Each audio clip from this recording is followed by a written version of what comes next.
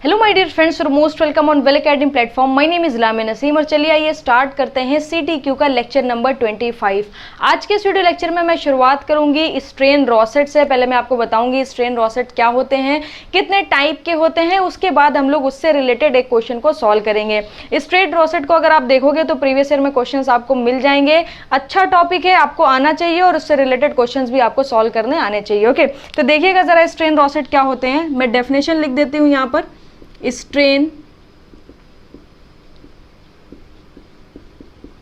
रॉसेट, okay. Strain rosette strain gauges का वो arrangement है जिसकी हेल्प से हमें क्या मिलता है, कंप्लीट इंफॉर्मेशन मिल जाती है स्ट्रेन की। ओके, स्ट्रेन गेज कहाँ पर यूज होते हैं? स्ट्रेन गेज हमारा स्ट्रेन मेजरमेंट के लिए यूज होते हैं। अगर हम लोग स्ट्रेन गेज को डिफरेंट डायमेंशंस में डिफरेंट एंगल्स पे अरेंज करते हैं, एक पर्टिकुलर अरेंजमेंट बनाते हैं जिसकी हेल्प से हमें कंप्लीट इंफॉर्मेशन स्ट्रेन की मिल जाती है, तो उसे हम लोग बोलते हैं कि ये क्या कहलाता है, स्ट्रेन रॉसेट कहलाता है। तो यहां पर देखिएगा, the arrangement of strain gauge, the arrangement of strain gauge through which we get the complete information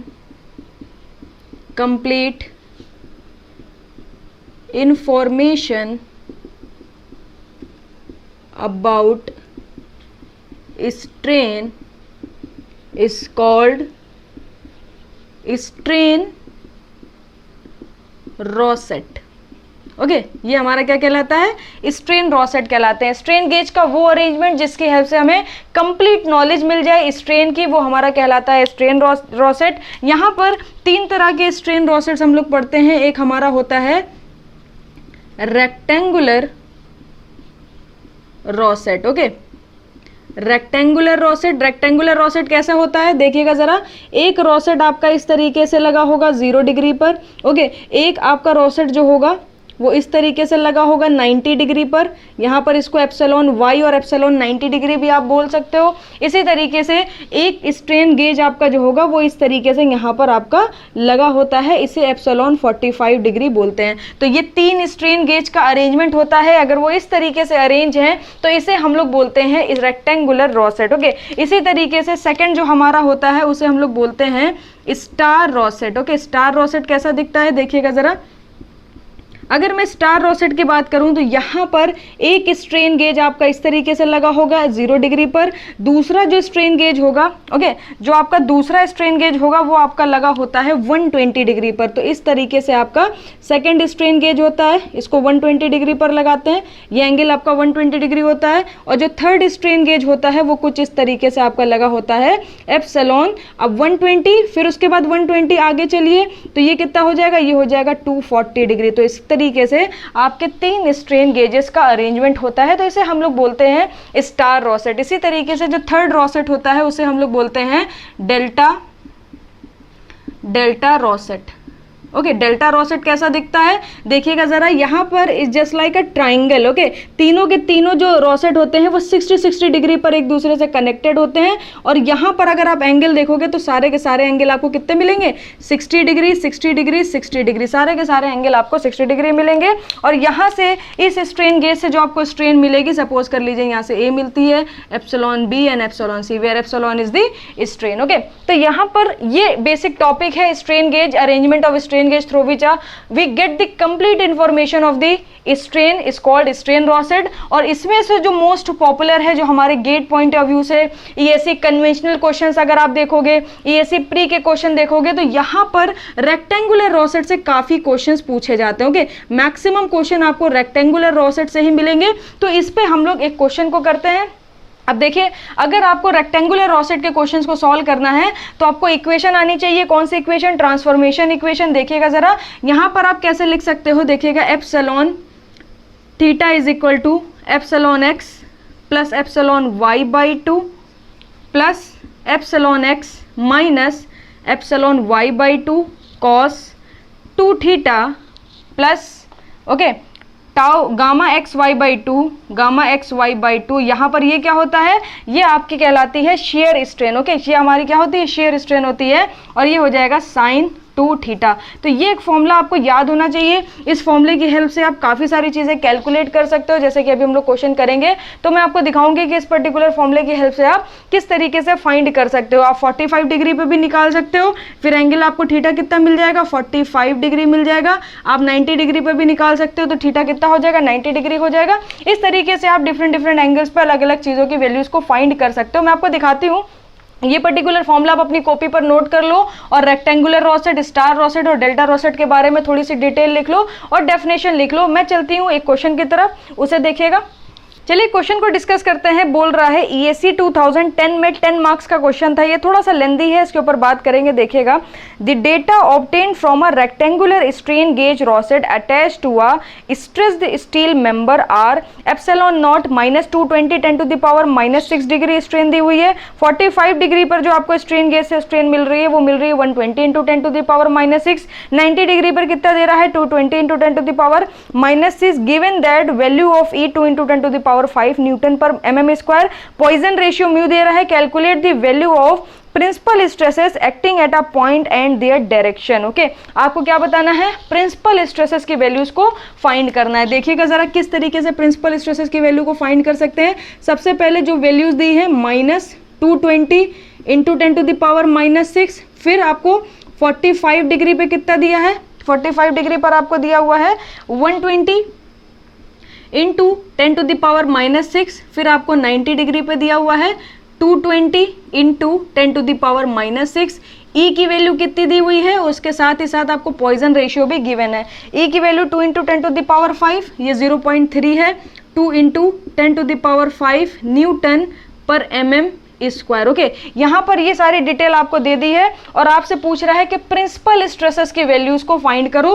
principal stresses हमारी क्या हो जाएंगे, sigma 1 and sigma 2। Okay, sigma 1 and sigma 2 की वैल्यू को आपको फाइंड करना है। प्रिंसिपल स्ट्रेसेस निकालने के लिए आपको प्रिंसिपल स्ट्रेन की जरूरत पड़ेगी। प्रिंसिपल स्ट्रेन का फॉर्मूला क्या होता है बताती हूँ मैं आपको। जैसे कि हम लोग प्रिंसिपल स्ट्रेस का फॉर्मूला लगाते थे, इसी तरीके से प्रिंसिपल स्ट्रेन का फॉर्मूला होता है epsilon x plus epsilon y by 2 plus minus under root of epsilon x minus epsilon y by 2 whole square plus gamma x y by 2 whole square. तो प्रिंसिपल स्ट्रेसेस अगर आपको find करनी है तो आपको जनरलाइज्ड हुक्स लॉ पता होगा, जहां पर हम लोग इस तरह की इक्वेशन बनाते हैं। अगर मैं सिर्फ सिग्मा 1 और सिग्मा 2 की बात करूं, सिग्मा 3 यहां पर मैं 0 कंसिडर कर लूं, ओके, सिग्मा 3 सपोज कर लीजिए नहीं है, तो यहां पर आपको फर्स्ट इक्वेशन मिलेगी epsilon 1 is equal to sigma 1 upon E minus nu sigma 2 upon E. Okay, ये आपको एक जनरलाइज्ड इक्वेशन मिल गई, जनरलाइज्ड हुक्स लॉ मिल गया। तो एप्सिलॉन 2 का फॉर्मूला कितना होगा, minus nu sigma 1 upon E plus sigma 2 upon E. Okay, अगर आपको प्रिंसिपल स्ट्रेसेस चाहिए तो आप इन दोनों इक्वेशन से प्रिंसिपल स्ट्रेसेस को फाइंड कर सकते हो आसानी से, क्योंकि आपको पॉइजन रेशियो भी पता है, आपको यंग मॉडुलस ऑफ इलास्टिसिटी भी पता है। सिर्फ और सिर्फ आपको नहीं पता है तो वो आपके हैं एप्सिलॉन 1 एंड एप्सिलॉन 2। इस एप्सिलॉन 1 और एप्सिलॉन 2 को फाइंड करने के लिए आपको बाकी डिटेल दी गई है। ये जो 0 डिग्री पे होगा, अगर आप देखोगे ये 0 डिग्री है, 45 डिग्री पे है, 90 डिग्री पे, यानी 3 स्ट्रेन गेज लगे हुए हैं। एक आपका कहां पर लगा है, एक आपका 0 डिग्री पे लगा हुआ है, एक आपका 45 डिग्री पे लगा हुआ है, एक 90 डिग्री पे लगा हुआ है। तो ये कौन सा रोसेट हो गया, ये रोसेट हो गया आपका रेक्टेंगुलर रोसेट। ओके, 90 डिग्री और ये हो गया 45 डिग्री। जो 0 डिग्री एप्सिलॉन नॉट दे रहा है, ओके, ये क्या है, ये आपका एप्सिलॉन एक्स के बराबर है। ये किसके बराबर है, एप्सिलॉन वाई के बराबर में, क्योंकि ये वाई डायरेक्शन में है। तो यहाँ पर हम निकाल सकते हैं प्रिंसिपल स्ट्रेन, कोई भी प्रॉब्लम नहीं है। एप्सिलॉन 1 और एप्सिलॉन 2 हमें फाइंड करना है। एप्सिलॉन एक्स भी पता चल गया है, एप्सिलॉन वाई भी पता चल गया, बस एक टर्म नहीं पता है, that is gamma x y. तो गामा एक्स वाई कैसे निकालेंगे, इसकी ट्रांसफॉर्मेशन इक्वेशन मैंने आपको लिखवाई थी, sigma theta is equal to epsilon theta is equal to epsilon x plus epsilon y by 2 plus epsilon x minus epsilon y by 2 cos 2 theta plus gamma x y by 2 sine 2 theta. Okay, अब इस particular equation को इस rectangular rosette के term में अगर आप लिखो तो आपको मिल जाएगी epsilon 45 degree is equal to epsilon 0 degree plus epsilon 90 degree divided by 2 plus epsilon 0 degree minus epsilon 90 degree divided by 2 cos. अब थीटा कितना हो जाएगा, 45 डिग्री आप ले रहे हो तो थीटा कितना हो जाएगा 45 इंटू 2 यानी कॉस 90 डिग्री प्लस ये हो जाएगा gamma x y by 2 sine theta कितना है 45 इंटू 2 90 डिग्री। अब आप जानते हो कॉस 90 की वैल्यू कितनी होती है, कॉस 90 की वैल्यू 0 होती है, कॉस 0 की वैल्यू 1 होती है, तो ये पूरा टर्म आपका हो जाएगा 0। अब 45 कितना है, 45 की वैल्यू देखिए वहां पर लिखी हुई है कितना है 120 into 10 to the power -6 okay 120 into 10 to the power -6 is equal to epsilon 0 की अगर मैं बात करूं ये दिया हुआ है -220 इंटू 10 टू द पावर -6 और y कितना दिया हुआ है, ये प्लस का दिया हुआ है 220 into 10 to the power -6 divided by 2 okay ये तो 0 हो गया। प्लस कर दीजिए गामा एक्स वाई बाई 2 और साइन 90 कितना होता है 1 होता है। अब आप यहां पर देखिए दोनों वैल्यू सेम है, दोनों के साइन डिफरेंट है, तो क्या ये भी टर्म 0 हो जाएगा, डेफिनेटली ये भी टर्म आपका 0 हो जाएगा। तो यहां से जो आपको गामा एक्स वाई की वैल्यू मिलेगी या डायरेक्ट आप पूरी निकाल सकते हो, गामा एक्स वाई बाई 2 की जो वैल्यू मिलेगी वो आपकी हो जाएगी 120 इंटू 10 टू द पावर -6 क्योंकि यहाँ पर आपको गामा एक्स वाई बाई 2 की ही वैल्यू चाहिए तो वो आप डायरेक्टली यहाँ पर पुट कर सकते हो। ओके तो इस तरीके से आपने देखा कि हमारी अप्रोच क्या थी। ओके स्ट्रेन रॉसेट के क्वेश्चन करने की अप्रोच क्या थी, आपसे कई बार डायरेक्टली यही पूछ लेता है कि गामा एक्स वाई की वैल्यू बताओ, या आपसे सिर्फ और सिर्फ पूछ लेता है कि हमें प्रिंसिपल स्ट्रेन बताना। ये कन्वेंशनल क्वेश्चन है, ये आपका ईएसी में आया हुआ है, ईएसी कन्वेंशनल का क्वेश्चन है, 10 मार्क्स का क्वेश्चन है, इस वजह से यहां पर थोड़ा सा ये इसको लेंदी करा गया है। आपसे प्रिंसिपल स्ट्रेन ना पूछ के आपसे प्रिंसिपल स्ट्रेसेस पूछ ली है डायरेक्ट।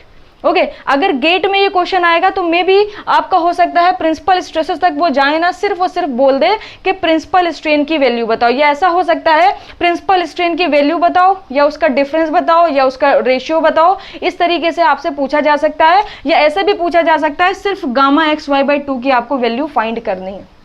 ओके तो आगे चलते हैं। देखिए अब ये जो पूरी कैलकुलेशन थी ये किसके लिए थी, ये इसके लिए थी, तो ये कैलकुलेशन मैं हटा देती हूँ। अब ये कैलकुलेशन जब यहाँ से हट गई तो अब हमें क्या करना है, अब हमें ये सारी के सारी वैल्यूज उठा के इस पर्टिकुलर इक्वेशन में पुट करना है। तो एप्सिलॉन 1 इंटू एप्सिलॉन 2 ये प्रिंसिपल स्ट्रेन है। एक्स की वैल्यू कितनी है, एक्स की वैल्यू है -220 into 10 to the power -6, y की वैल्यू कितनी है प्लस का 220 into 10 to the power -6 upon 2 plus minus. अब मेजर प्रिंसिपल स्ट्रेन लेंगे तो प्लस ले लेंगे, माइनर प्रिंसिपल स्ट्रेन लेंगे तो माइनस ले लेंगे। अब यहाँ पर जरा पुट करिए, ये भी माइनस में है 220 इंटू 10 टू द पावर -6, यहाँ पर ऑलरेडी माइनस है। एप्सिलॉन वाई की वैल्यू रखिए 220 इंटू 10 टू द पावर -6। अब यहाँ पर ये कैंसिल आउट नहीं होंगे, यहाँ पर ये ऐड हो जाएंगे। प्लस यहाँ पर देखिए 120 into 10 to the power -6 whole square. अब जरा यहां पर इस वैल्यू को देखिए जरा, एक निगेटिव है एक पॉजिटिव है, दोनों सेम वैल्यू है, फिर से 0 हो गई। तो ये हो जाएगा epsilon 1 and epsilon 2 is equal to plus minus 10 to the power -6 square, -6 square. सबसे पहले 10 टू द पावर -6 आप बाहर ले लो तो अंदर आपका कितना बच जाएगा, देखिए 2 टाइम्स ऑफ 220 हो जाएगा तो -220 स्क्वायर प्लस का आपका हो जाएगा 120 का होल स्क्वायर। जब आप इसे कैलकुलेट करोगे तो मैं आपको बता देती हूँ एप्सिलॉन 1 और एप्सिलॉन 2 की वैल्यू कितनी आ रही है। देखिए वैल्यू दोनों की सेम आएगी, बस क्या होगा एक पॉजिटिव होगी एक नेगेटिव होगी। यहां पर मेजर प्रिंसिपल स्ट्रेस आपको पॉजिटिव मिलेगी और ये वैल्यू हो जाएगी 250.6 इंटू 10 टू द पावर -6 जो ऑलरेडी रखा है, और माइनर प्रिंसिपल स्ट्रेन में माइनस साइन ले लेंगे, इसका भी मैग्नीट्यूड सेम होगा 250.6 into 10 to the power -6। Okay तो यहां पर ये जो पूरी कैलकुलेशन थी ये किसके लिए थी, ये एप्सिलॉन 1 और एप्सिलॉन 2 के लिए थी। इसको भी मैं हटा देती हूँ, इसकी भी हमें कोई जरूरत नहीं है। अब हमें सिर्फ और सिर्फ किसकी जरूरत है, हमें सिर्फ और सिर्फ ई की जरूरत है। ओके हमें ई की जरूरत पड़ेगी, हमें पॉइजन रेशियो न्यू की जरूरत पड़ेगी, हमें एप्सिलॉन 1 और एप्सिलॉन 2 की जरूरत पड़ने वाली है। अब इन दोनों इक्वेशन से आप 2 इक्वेशन बनाओगे। ओके इन दोनों इक्वेशन से आप 2 इक्वेशन बनाओगे और यहां पर सिग्मा 1 सिग्मा 2 की वैल्यू फाइंड कर सकते हो। अच्छा एक चीज मैं आपको और बताऊं, ये 2 इक्वेशन तो मैंने आपको जनरल इक्वेशन लिखवाई है, प्रिंसिपल स्ट्रेन और प्रिंसिपल स्ट्रेस के बीच में भी एक फॉर्मूलाज होते हैं, वो इसी से ही डेवलप करे जाते हैं। कैसे डेवलप करे जाते हैं, चलिए ऐसा करते हैं, यहां पर पुट करके दो इक्वेशन, दो अननोन करके इक्वेशन को सॉल्व करने से ज्यादा बेहतर है मैं आपको दो जनरल फॉर्मुलाज दे देती हूं सिग्मा 1 और सिग्मा 2 के लिए। देखिए यहां पर हम लोग क्या कर सकते हैं, अगर मुझे सिग्मा 1/e को सिग्मा 1/e से कैंसिल आउट करना है तो मुझे यहां पर माइनस न्यू का मल्टीप्लाई कराना पड़ेगा बोथ साइड। ओके, जब आप यहां पर माइनस न्यू का मल्टीप्लाई कराओगे तो ये हो जाएगा माइनस न्यू एप्सिलॉन 1, ये अंदर जाएगा, कितना हो जाएगा माइनस न्यू सिग्मा 1/e। अब ये माइनस और ये माइनस मिल जाएगा plus nu square sigma 2/e। Okay, जो सेकंड इक्वेशन है उसको एज इट इज रहने दीजिए, एप्सिलॉन 2 ये हो जाएगा माइनस न्यू सिग्मा 1/e फिर प्लस सिग्मा 2/e। ओके, अब मैं क्या करूंगी, इस इक्वेशन को इस इक्वेशन से जैसे ही डिवाइड दूंगी तो ये एक नेगेटिव टर्म है, ये पॉजिटिव हो जाएगा, दोनों कैंसिल आउट हो जाएंगे तो ये हो जाएगा minus nu epsilon 1 minus epsilon 2 is equal to ये हो जाएगा nu square sigma 2/e minus sigma 2/e। Okay, अब यहां से माइनस लेके कैंसिल आउट कर दीजिए तो ये हो जाएगा न्यू एप्सिलॉन 1 प्लस एप्सिलॉन 2 और सिग्मा 2/e बाहर ले लीजिए, ये हो जाएगा 1 माइनस न्यू स्क्वायर। जो पॉजिटिव था वो नेगेटिव हो जाएगा, जो नेगेटिव था वो पॉजिटिव हो जाएगा, क्योंकि आपने यहां से माइनस कॉमन लिया, यहां से माइनस कॉमन लिया और सबको कैंसिल आउट आपने कर दिया। अब यहां पर आप चाहते क्या हो, यहां पर आप सिग्मा 2 का एक जनरल इक्वेशन चाहते हो तो मैं यहां पर साइड में लिखती हूं ताकि आप उसे भी नोट कर सको। ओके, ये डेरिवेशन अलग चल रहा है, ये क्वेश्चन अलग चल रहा है। ओके, मैं सारी चीजों को एक साथ कंबाइन करके सब कुछ सिखाने की कोशिश कर रही हूं कि एप्सिलॉन 45 कैसे निकालेंगे, गामा xy/2 कैसे निकालेंगे, प्रिंसिपल स्ट्रेन कैसे निकालेंगे। अब प्रिंसिपल स्ट्रेस कोई जरूरत नहीं है इस इक्वेशन की, इस दोनों में पुट करिए, दो इक्वेशन दो अननोन होंगे, आप फाइंड कर सकते हो। और अगर आपको फॉर्मूला चाहिए, आपको फॉर्मूला बेस्ड चीजें पसंद है तो मैं आपको फॉर्मूला दे देती हूं। यहां पर सिग्मा 2 का फॉर्मूला हो जाएगा E/1 minus nu square epsilon 2 plus nu epsilon 1 new epsilon 1। Okay, ये देखिए आप एक फॉर्मूला देख लीजिए, यहाँ पर एक फॉर्मूला, इसको नोट कर लीजिए। यहां से आप क्या कर सकते हो, अगर आपको प्रिंसिपल स्ट्रेन पता है तो आप प्रिंसिपल स्ट्रेसेस की वैल्यू को फाइंड कर सकते हो। ओके, ये हमारे लिए जरूरी है, इसकी हमें अभी नीड है तो इसको हम नहीं हटाएंगे, गामा xy/2 हम लोग हटा देते हैं। अब अगर मैं क्या करूं, इस सिग्मा 2 की वैल्यू को उठा के यहां पर पुट कर दूं तो क्या हमें सिग्मा 1 मिल जाएगा, डेफिनेटली सिग्मा 1 मिल जाएगा। एप्सिलॉन 1 ऐसे ही रखिए, सिग्मा 1/e आप ऐसे ही रखिए, माइनस न्यू अपॉन ई आप ऐसे ही रखिए। सिग्मा 2 की जो वैल्यू है वो कितनी हो जाएगी, ये हो जाएगी E/1 माइनस न्यू स्क्वायर, उसके बाद आपको मिल जाएगा epsilon 2 plus new times of epsilon 1। Okay, ये आपको यहाँ पर मिल गया। अब इसको थोड़ा सा आप सिंप्लीफाई करिए, ये हो जाएगा सिग्मा 1/e। ओके, माइनस, अब यहाँ पर देखिएगा जरा, अंदर इसका मल्टीप्लाई कराइए, ई से ई आपका देखिए कैंसिल आउट हो रहा है तो ये बचेगा minus new upon 1 minus nu square epsilon 2, यहाँ पर क्या हो जाएगा minus nu square upon 1 minus nu square epsilon 1।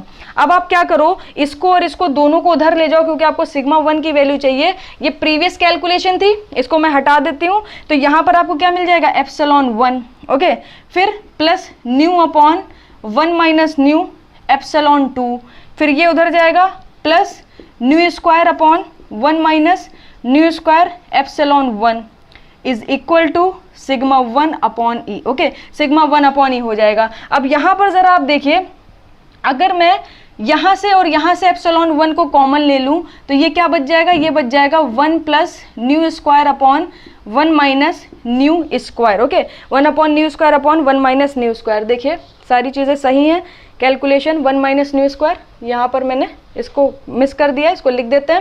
Okay, फिर उसके बाद क्या बचेगा, उसके बाद बचेगा nu upon 1 minus nu square epsilon 2 is equal to sigma 1/e। अगर आपने 1 माइनस न्यू स्क्वायर यहाँ पर आपने एलसीएम लिया तो 1 new square minus nu square plus cancel out हो जाएगा तो ये बच जाएगा 1/1 माइनस न्यू स्क्वायर। ओके, तो यहाँ से मैं क्या करती हूँ, ई को इधर भेज देती हूँ, ई को इधर भेज देती हूँ और 1 माइनस न्यू स्क्वायर दोनों में से कॉमन ले लेती हूँ तो अंदर क्या बचेगा, अंदर बचेगा epsilon 1 plus nu epsilon 2 is equal to sigma 2। Okay, अब देख लो यहाँ पर मैंने किस तरीके से कैलकुलेशन करी इस पर्टिकुलर डेरिवेशन में। ओके, मैंने क्या करा, इन दोनों इक्वेशन से एक जनरल फॉर्मूला क्रिएट कर लिया।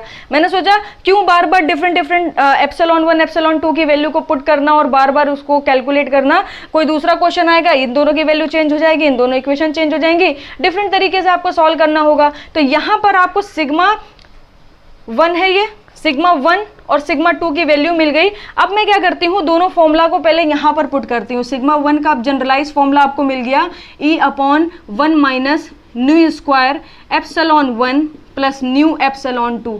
सिग्मा 2 का आपको जनरलाइज फॉर्मूला क्या बन गया, E/1 माइनस न्यू स्क्वायर कितना हो जाएगा, epsilon 1 new epsilon 1 plus epsilon 2। Okay, तो आप देख सकते हो सिग्मा 1 और सिग्मा 2 का आपको फॉर्मूला मिल गया। अब हमको किसी भी चीज की जरूरत नहीं है। ओके, अब हमें किसी भी चीज की जरूरत नहीं है, हम डायरेक्टली क्या कर सकते हैं, डायरेक्टली यहाँ पर वैल्यूज को पुट करके अपना फाइनल आंसर निकाल सकते हैं। कैसे निकालेंगे, सिग्मा 1 चाहिए, प्रिंसिपल स्ट्रेस चाहिए, ई की वैल्यू कितनी हमें गिवन है, ये गिवन है 2 × 10⁵ ओके, अपॉन कर देंगे 1 माइनस 0.3 स्क्वायर। उसके बाद एप्सिलॉन 1 कितना निकाला, 250 × 10⁻⁻6। एप्सिलॉन 2 कितना निकाला, यहाँ पर प्लस 0.3 इंटू एप्सिलॉन 2 की वैल्यू कितनी है, -250 × 10⁻⁻6। जब आप इसे कैलकुलेट करेंगे तो यहाँ पर हमें सिग्मा 1 की वैल्यू मिल जाएगी। ओके, इसी तरीके से सिग्मा 2 की अगर मैं बात करूं तो ये कितना हो जाएगा, 2 × 10⁵ अपॉन 1 माइनस 0.3 स्क्वायर। ब्रैकेट में अगर देखें तो 0.3 इंटू एप्सिलॉन 1 250 × 10⁻⁻6, 250.6 है ये, 250.6 × 10⁻⁻6, ये भी 250.6 कर लीजिएगा, 250.6। ओके, वैसे पॉइंट से इतना ज़्यादा फर्क नहीं पड़ेगा, मगर फिर भी आप ले लो 0.6 है, इस वजह से आप इसे कंसिडर करो, -250.6 × 10⁻⁻6। जब आप इसे कैलकुलेट करोगे तो यहाँ पर आपको मिल जाएगी सिग्मा 2 की वैल्यू। मैं एक बार कैलकुलेट करके दोनों ही वैल्यू आपको बता देती हूँ। तो यहाँ पर जब आप इसे सॉल्व करोगे तो आपको मिलेगा 38.6 जो कि पॉजिटिव होगा, तो क्या हो जाएगा, टेंसाइल हो जाएगा, टेंशन में हो जाएगा।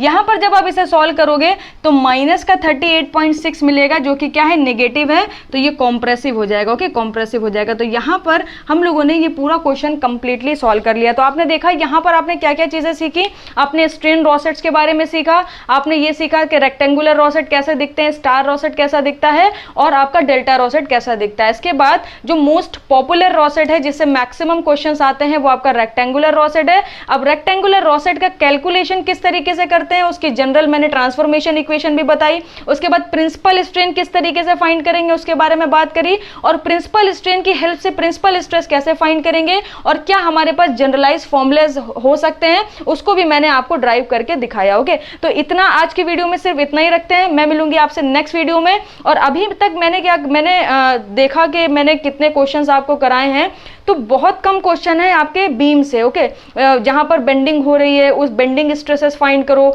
मैक्सिमम बेंडिंग स्ट्रेस किधर होगी, लोकेशन फाइंड करने को आपके पास क्वेश्चन आ जाते हैं। फिर कई सारे आपको सेक्शन दे देगा, इसमें से पूछता है कि मोस्ट एप्रोप्रिएट सेक्शन कौन सा होगा। ओके, तो ये सारे क्वेश्चन में आने वाले CTQ जो आपकी सीरीज चल रही है इसके जो लेक्चर्स होंगे उसमें कवर करने वाली हूँ। Thank you so much. मैं मिलूंगी आपसे नेक्स्ट वीडियो में। कमेंट सेक्शन करके जरूर बताइएगा कि हमारी CTQ सीरीज आपको कैसी लग रही है। इसके साथ ही साथ अगर आपको कोई भी डाउट या कोई भी प्रॉब्लम हुई हो इस पूरे सीरीज में या इस पूरे लेक्चर में, तो वो भी आप कमेंट सेक्शन में जरूर लिखिएगा। Thank you so much. मिलते हैं आपसे नेक्स्ट वीडियो में।